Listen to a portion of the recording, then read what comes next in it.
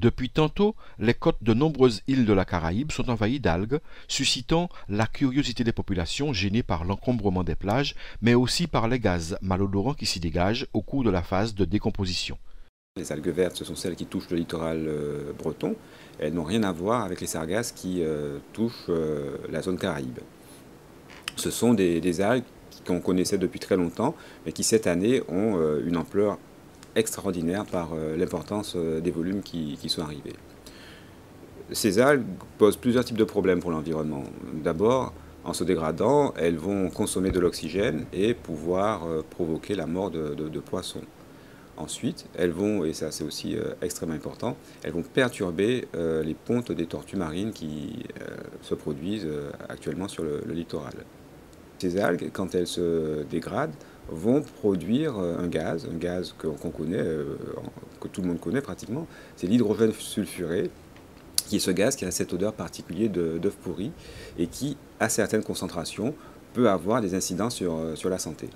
Cette algue brune a proliféré grâce à ses facultés d'adaptation et aux conditions favorables qu'elle a rencontrées. Introduite accidentellement entre 1966 et 1970 du Japon vers les côtes européennes de la Norvège au Portugal, elle a de suite entravé certaines activités humaines. Sous nos latitudes, les professionnels de la pêche se plaignent de la gêne occasionnée lors des manœuvres dans les marinas reverdis de sargasses. Elle a le pouvoir de se fixer sur tous les supports marins, voire même les coquillages, qui favorisent ses déplacements sans tenir compte de la salinité et de la température qui n'entravent pas sa progression, pouvant résister entre -9 et 30 degrés. En revanche, on est inquiet, c'est un sujet de préoccupation pour nous, pour l'ARS notamment. On est inquiet pour ce qui concerne les expositions à long terme pour de faibles concentrations, comme ça peut se produire sur certaines zones de la Guadeloupe actuellement.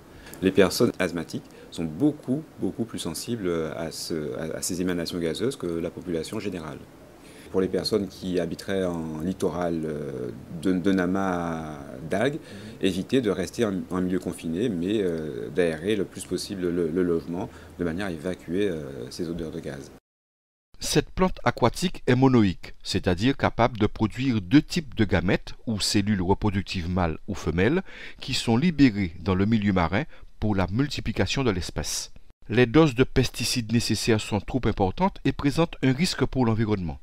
Les prédateurs pressentis ne s'intéressent pas particulièrement à la sargasse et les oursins dont l'algue constitue une partie de sa consommation n'en broutent pas suffisamment, l'ayant placé en 7e position de sa préférence alimentaire. Quoique coûteuses, les techniques de lutte contre la sargasse demeurent d'une efficacité limitée, tandis que celles en rapport avec sa valorisation sont aujourd'hui au cœur des problématiques de recherche.